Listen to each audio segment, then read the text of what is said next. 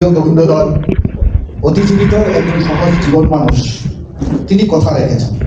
৩৩ বছরের গৌরবময় অনেক পথ অতিক্রম করে আজ শ্রুত প্রকাশনা আমাদের সকলের মন জয় করেছে। এটা মুক্ত কণ্ঠে আমরা স্বীকার করি এবং তাকে ধন্যবাদ জ্ঞাপন করি যে সাহিত্য জগতে তার যে অবদানগুলো এগুলো যেন আমাদের মধ্যে সঠিক মূল্যায়িত হয় এবং ঈশ্বর তাকে দীর্ঘ আরোগ্য দান করুন। আমাদের এই সাহিত্য কর্মের এই যে জরুরি কাজগুলো তিনি যে নীরবে করে যাচ্ছেন, হাসি মুখে করে যাচ্ছেন, কোনোদিন ক্রুদ্ধ হতে তাকে দেখিনি।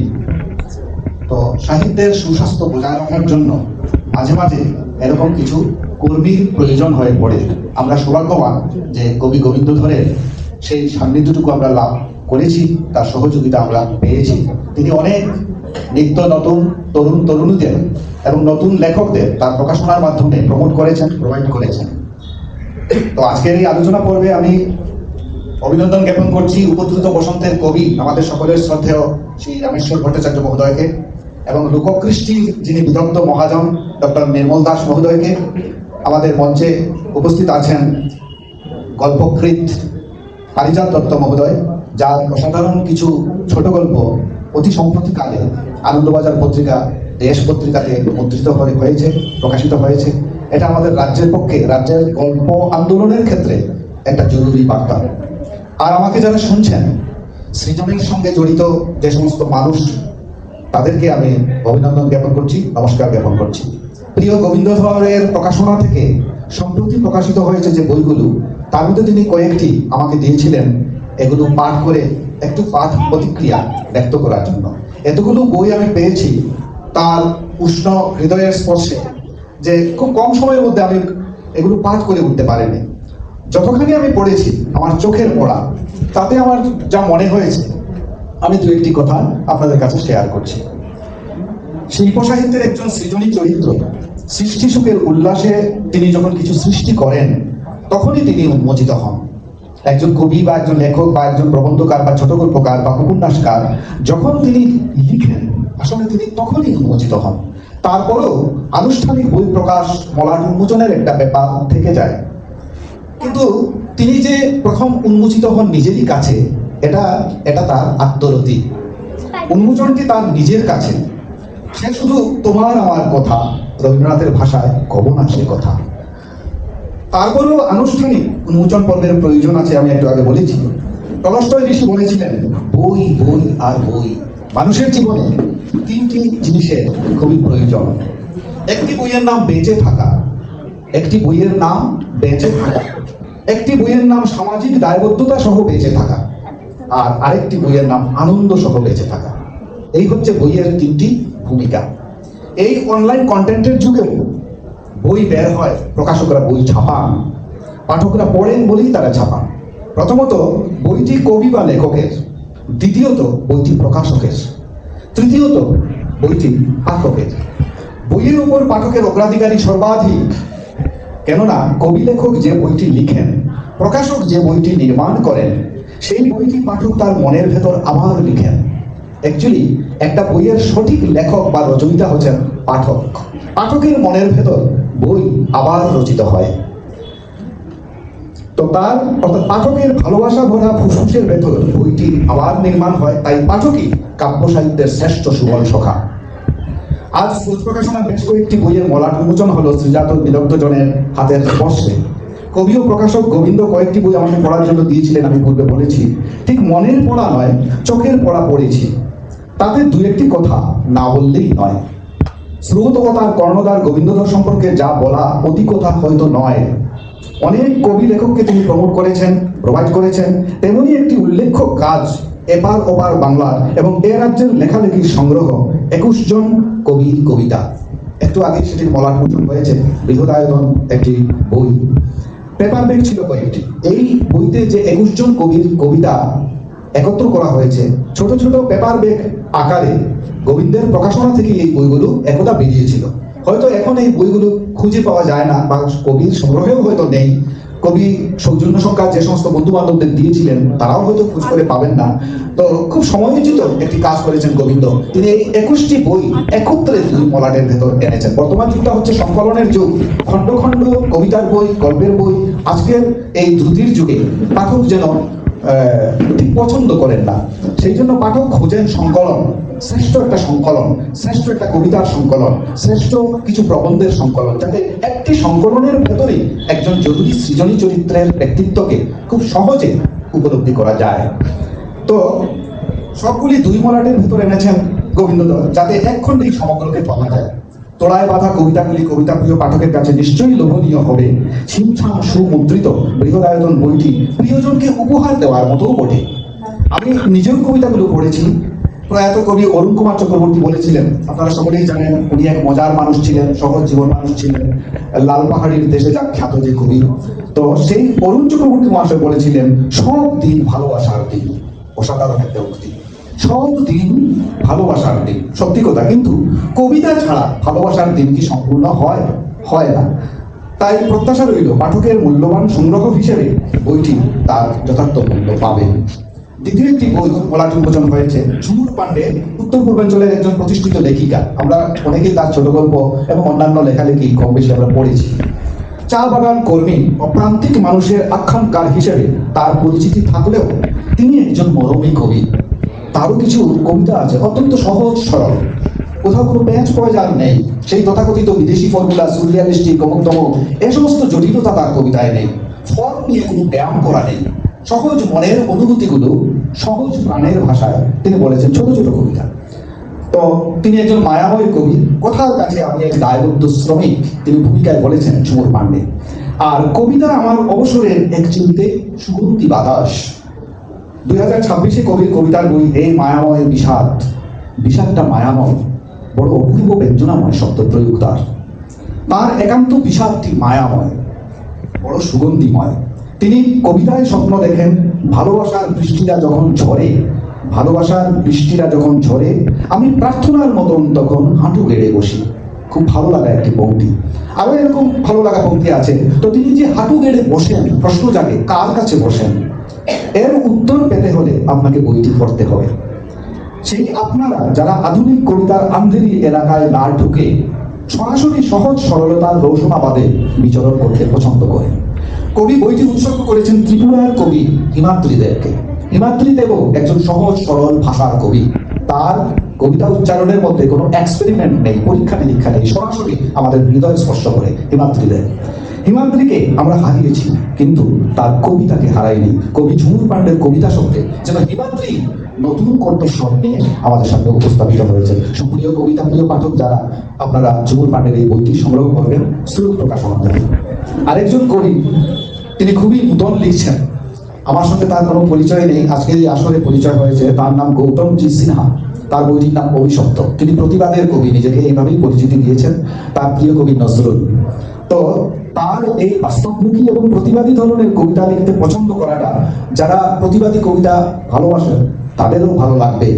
সরাসরি কোনো প্রতিকায়ন না করে, কোনো চিত্রকল্পের ব্যবহার না করে সরাসরি কথা বলতে তিনি ভালোবাসেন। কিন্তু এই সরাসরি কথা বলার মানে এই নয় যে আক্রমণাত্মক হবে তার কথাগুলো, না, তিনি আক্রমণ সেভাবে করেন, কিন্তু খুব সহজভাবে তার প্রতিবাদটা ব্যক্ত করার যে কৌশলী প্রয়াস, তার নান্দনিক যে কৌশল, এটা তিনি জানেন, এটা তার করায়ত্ত। তো আমার অনুরোধ থাকবে আপনারা সেই তরুণ কবিকেও আপনারা পড়বেন। আপনারা যত বেশি তাকে পড়বেন সে তত বেশি উৎসাহ পাবেন, তার পরবর্তী কাব্য রচনাগুলোর জন্য সে অক্সিজেন পেয়ে যাবে। এবং তার বইটি, আমি নিজে একজন চিত্রকর, একাডেমিক কোনো দক্ষতা আমার নেই, নিজের মনের আগে আবেগে আমি ছবি আঁকি। আমার অনেক কবি বন্ধুদের প্রচ্ছদ মলাটপট আমি এঁকে দিয়েছি। তো ওর কবিতার বইটির প্রচ্ছদ বড্ড সুন্দর প্রচ্ছদ। আমি সেই প্রচ্ছদ শিল্পীকে ধন্যবাদ জ্ঞাপন করি। পরবর্তী যে বইটি, সেটি হচ্ছে ধানের পাঁচালী। অত্যন্ত মায়াময় সুন্দর একটি কাব্যগ্রন্থের নাম। কবি গোবিন্দধরের দারুণ সুন্দর এবং মন কাড়া প্রচ্ছদের কবিতা। কিছুক্ষণ আগে আমাদের কাব্যিক পারিজাত দত্ত মহোদয় প্রচ্ছদটির প্রশংসা করেছেন। বাংলার কবি মুজিব ইরমের প্রতি তিনি মুগ্ধলাময়। মুজিব ইরম একজন শ্রীহট্টীয় ভাষার কবি। তিনি তার কবিতার মধ্যে শ্রীহট্টীয় শব্দ এবং মুন্সিয়ানার সঙ্গে ব্যবহার করেন যে মুক্ত হতে হয়। খুব সহজ সরল শ্রীহট্টীয় শব্দ, শ্রীহট্টীয় প্রবাদ, শ্রীহট্টীয় মিথ ব্যবহার করে তিনি অনায়াসে শো করে কবিতার রান্নাঘরে ঢুকে পড়তে পারেন। এটা একটা আশ্চর্য দক্ষতা তার।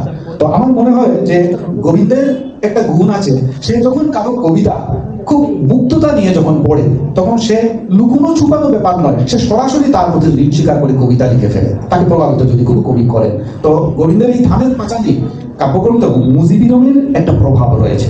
গোবিন্দ বলেছেন যে চাষাবাদে আমি দক্ষ নই, চাষাবাদে আমি দক্ষ নই, প্রান্তিক চাষা আমি, কবিতার করি, কবিতার শরীর চাষী, কবিতার শরীর চাষী। অপূর্ব এই শব্দ প্রয়োগটি। আমার প্রিয় মায়াধান, চাষবাস দরকার হলে তুমি আবাদ হতে পারো আমার প্রিয় মায়াধান। তার এই ধান্যমঙ্গল সুন্দর কবিতা, এরকম 26টি কবিতা রয়েছে এই বইটিতে। বাংলা ভাষা ও বাংলা নামক দেশে অধুনা সময় সংক্রান্তি, তার অসুখ বিসুখ আমাদেরকে পীড়িত করে। ঠিক এই উদ্দেশ্য বিধেয়গ্রস্ত সময়ে গোবিন্দের এই যে ধান এবং ভাতের পাঁচালী, এটা একাত্মভাবেই আমাদের বাংলা ভাষা, বাঙালি জাতি এবং তার ঐতিহ্যে অত্যন্ত নিকটবর্তী করে ফেলে। আমি ধন্যবাদ জানাই কবিকে এবং পাঠকদেরও আমি অনুরোধ করবো আপনারা বইটি সংগ্রহ করবেন। রবীন্দ্র গুহের লেখা আরেকটি বই যা তিনি গোবিন্দকে নিয়ে লিখেছেন, কবি গোবিন্দধর বর্গছকের বাইরের এক দ্রুহ পুরুষ ও ডহর লাগা ঘোর। একজন কবির জীবদ্দশায় তার সৃজনী চরিত্র নিয়ে আলোচনা, বই লেখা, চেনা ছবির বাইরে আরেক অচেনাকে চিনিয়ে দেওয়ার আন্তরিক দায় থেকে তিনি এই বইটি লিখেছেন। আজকের যে প্রবণতা সাহিত্য সৃষ্টিতে এবং আমাদের রাজ্যেও, এটা আমার ব্যক্তিগতভাবে খুব ভালো লাগে যে অন্যরা কি বললো কি না বললো তার অপেক্ষা না করে আমাদের রাজ্যের কবিরা, রাজ্যের লেখকরা রাজ্যের কবি সম্পর্কে লিখছেন। শুধু কবিতা প্রকাশ নয়, জীবনানন্দ তো বলেছিলেন যে কবিতা সম্পর্কে সত্যার্থী আলোচনা কবি স্বয়ং করবেন, আমরা অন্যের অপেক্ষা করবো না, কবি লিখে যাবেন তার কবিতার শৈলী, তার আঙ্গিক, তার বক্তব্য। আমাদের ত্রিপুরাতে আমরা দেখেছি যে আমাদের সমসাময়িক কবিদের নিয়ে তরুণ প্রজন্মের লেখকরা গবেষণা ধর্মী বই লিখছেন। এটা একটা আলোকিত দিক, কিন্তু তার চেয়েও আলোকিত দিক আমার মাঝে মাঝে মনে হয় যে পশ্চিম আজ উল্লেখ দেওয়া, পশ্চিমবঙ্গের কবিরাও তাদের তথাকথিত কিছু উন্নাসিকতা ত্যাগ করে ত্রিপুরার কিছু প্রতিভাকে নিয়ে আজ মুখ খুলছেন। এটা আমাদের একটা বিরাট পাওনা। তো রবীন্দ্র গুহ, তার একটা সাহিত্য আন্দোলন ছিল যার নাম নিউ সাহিত্য আন্দোলন। কলকাতা কেন্দ্রিকতার বিরুদ্ধে প্রান্তিক সাহিত্যকে ইতিহাসের পাদভূমিতে আনার জন্য রবীন্দ্র গুহ অনেক উল্লেখযোগ্য কাজ করেছেন। সেই উল্লেখযোগ্য কাজেরই একটা অংশ হচ্ছে বা অঙ্গ হচ্ছে গোবিন্দকে নিয়ে তিনি যে বইটি লিখেছেন। তিনি কি লিখেছেন সেটা বলে আমি আর কৌতূহল নষ্ট করবো না, আপনারা পড়বেন। আমার কাছে যে বইগুলো গোবিন্দ দিয়েছেন সেগুলো হচ্ছে 21 জন কবির কবিতা, হে মায়াময় বিষাদ, অভিশপ্ত, ধানের পাঁচালী, গোবিন্দধর বর্গছকের বাইরের এক দ্রুহ পুরুষ। আরেকটি কবিতার বই আমি বলি, সেটি হচ্ছে কমলা মথের শৃঙ্গার, হারাদন বৈরাগীর লেখা একটি কবিতার বই। বইটির প্রচ্ছদ আমারই আঁকা, আপনারা দেখবেন সমস্ত বইটির মধ্যে যেন কমলা ঘ্রাণের একটা আভাস ছড়িয়ে আছে। অত্যন্ত রোমান্টিক কবি। ওনার বাসস্থান কাঞ্চনপুরে, সেই জগৎ অববাহিকায়। খুব মায়াময় কবি, খুব রোমান্টিক তার হাত। আমাদের সৌন্দর্যের খনি এই যে জম্পুই পাহাড়, জম্পুই পাহাড়কে নিয়ে ত্রিপুরার অনেক কবি কবিতা লিখেছেন, গল্প লিখেছেন। জম্পুরের প্রাকৃতিক সৌন্দর্য সম্পর্কে নতুন করে কোনো কিছু বলার নেই। সেই যে রামকৃষ্ণদেব বলেছিলেন কেমন ঘি না যেমন ঘি, জম্পুর সৌন্দর্য কেমন এটা বর্ণনার অপেক্ষা রাখে না, বরং আপনারা একবার দেখে আসবেন। তো ঠিক সেই রকম জম্পুয়ের সৌন্দর্য নিয়ে আমাদের ত্রিপুরা রাজ্যে অনেক কবি লিখেছেন। কিন্তু হারাদন বৈরাগীর একটা স্বাতন্ত্র্য হচ্ছে এই জায়গাটাতে যে হারাদন বৈরাগী যখন জম্পুইকে নিয়ে লিখেছেন তখন মিজু মিথ, তাদের ভাষাতত্ত্ব, তাদের ইতিহাস, তাদের যে কতগুলো প্রবাদ, জীবনাচরণ, জীবনশৈলী, এগুলো এত সুন্দর করে কবিতার ফাঁকে ফাঁকে ঢুকিয়ে দিয়েছেন যেটা আর কোনো কবি করেননি। সেইটা আমরা পড়বো, খুব আন্তরিক সহকারে কবি হারাদন বৈরাগীর কবিতা আমরা পড়বো। উনি পেশায় একজন শিক্ষক, তার আসল নামটি আমি আর বলছি না, থাক এইটুকু। তো শেষে আমি এই কথাটা বলবো যে নগরায়নের লুভের থাবায় হারিয়ে যাচ্ছে পাহাড়, হারাদন বৈরাগীর উচ্চারণ। নগরায়নের লুভের থাবায় হারিয়ে যাচ্ছে পাহাড়, বাজ পাখির ঠোঁটের মতো চমকাচ্ছে পাহাড়, কমলানের শরীর জুড়ে ফুটে উঠছে কঙ্কাল। সেই সৌন্দর্য আজ মানুষ খেয়ে ফেলছে। লুবি মানুষের হাত ছানি লেগেছে জম্পুইয়ের গায়ে। সেই সবুজ, সেই কমলা, সেই প্রকৃতির স্বাভাবিক স্বতঃস্ফূর্ত নান্দনিক উচ্ছ্বাস আজকে আমরা পাই। এই যে ভেতরে যে একটা রুদন জেগে উঠে প্রকৃতির জন্য, মানুষ যখন দুঃখ পায়, বেদনা পায়, তখন এই মানুষ কিন্তু প্রকৃতির কাছেই যায়। সে নদীর তীরে বসে হা করে কাঁদে, পাহাড়ের দিকে চেয়ে হা করে তাকিয়ে থাকে, তুমি কত বৃহৎ আর আমি কত ক্ষুদ্র। তো সেই প্রকৃতিকেই যখন লোভী মানুষ, নগরায়নের মানুষ যখন ধ্বংস করে, তখন কবি ছাড়া আর কে কাঁদবে? এই রুদনের ভাষা কবির অন্তরেই স্পর্শ করে। তো এত সুন্দর ছবিকল্পের বর্ণনা, শব্দের ব্যবহার তার কবিতায় জম্পুয়ের কুয়াশা মেঘের মতো পাঠকের মনের জানালা স্পর্শ করে যায়।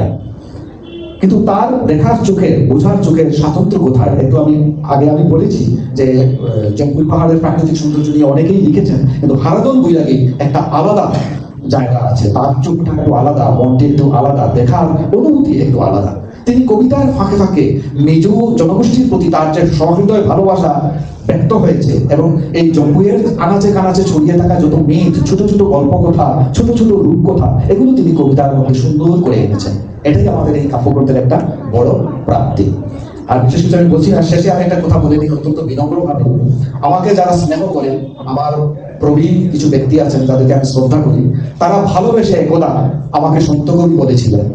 তার মানে আমি যে খুব একটা বড় সাধু সন্ত তা কিন্তু নই, নিতান্তই 60 কেজি ওজনের একজন মনুষ্য মাত্র। তো এই সন্ত কবি বলেছেন এই অর্থে যে আমরা আধুনিক কবিতা যারা লেখালেখি করি, আমরা অনেকেই আমাদের ভাব বীজ, মনোমুদ্রা আমরা পাশ্চাত্যের কবি বুদলেয়ার, আর্তুর রেবুক, এই সেই এদের কাছ থেকে আমরা আনি। আমার একটা বৈশিষ্ট্য হচ্ছে আমি সবসময় আমাদের দেশের যে অষ্টাদশ পুরাণ, পুরোহিত, দর্পণ, চর্যাপদ, মধুচন্ডী দাস, এগুলো থেকে আমার কবিতার নানা চিত্রকল্প, শব্দ, এগুলো আমি ব্যবহার করি। ঠিক এই অর্থেই একজন প্রবীণ ব্রাহ্মণ অধ্যাপক, সংস্কৃতের বিদগ্ধ মানুষ স্নেহবশত আন্তর্জাতিক কবিতা উৎসবে আমাকে সন্ত কবি বলে পরিচয় দিয়েছিলেন, আর এটাই ত্রিপুরাতে প্রচার পেয়ে গেছে। তো আমার অত্যন্ত প্রিয় একজন সন্ত কবির দাস। কবির দাসের দুটি পংক্তি আমি উচ্চারণ করছি আমার হেডে গলায়, ভুল ত্রুটি হলে মার্জনা করবেন। এটা বলে আমি আমার আলোচনাটা শেষ করবো। আলোচনার সঙ্গে এই দুটি লাইন প্রাসঙ্গিক বলে আমি বলছি, গাইছি আমি দুটি লাইন। সেটা হচ্ছে, আপনারা শুনেছেন গানটি, এটি অনুপ ঝালুটা মহাশয় গেয়েছেন দেশ রাগের উপরে। গানটা হচ্ছে কবিরা जब हम पैदा हुए जग हंसे हम रुए ऐसा करनी कर चलो के हम हंसे जग रोए। বাকিটা আপনারা জানেন, চন্দ্রিয়া যান। তো আমার বলার কথাটা হচ্ছে, কবির বলছেন যে আমি যখন জন্মগ্রহণ করেছিলাম তখন আমি কেঁদে জন্মগ্রহণ করেছিলাম, আর আমাকে দেখে লোক হেসেছিল। কেউ ভেবেছে তার ভাইয়ের জন্ম হয়েছে, কেউ ভেবেছে আমার ভাতস্পুত্র জন্ম হয়েছে। আমি কেঁদে জন্মগ্রহণ করেছি, আর জগৎ আমাকে দেখে হেসেছে, আনন্দ পেয়েছে। অর্থাৎ হে কবি, তুমি এমন কর্মফল রচনা করো যে তুমি যখন পৃথিবী ছেড়ে চলে যাবে, তুমি হাসতে হাসতে যাবে, আর তোমার জন্য জগৎ কাঁদবে। তো আমাদের প্রকাশক, আমাদের প্রিয় গোবিন্দধর সেই রকমই একটা কর্মফলের দৃষ্টান্ত রেখেছেন, যা সাধুবাদ যোগ্য। অসংখ্য কবির, অসংখ্য লেখকের বই পুস্তক প্রকাশ করে তিনি যে নান্দনিক কৃত্যের একটা দৃষ্টান্ত রেখেছেন, একটা কর্মফল রেখেছেন, নিশ্চয়ই একদিন না একদিন ইতিহাসে তার সেই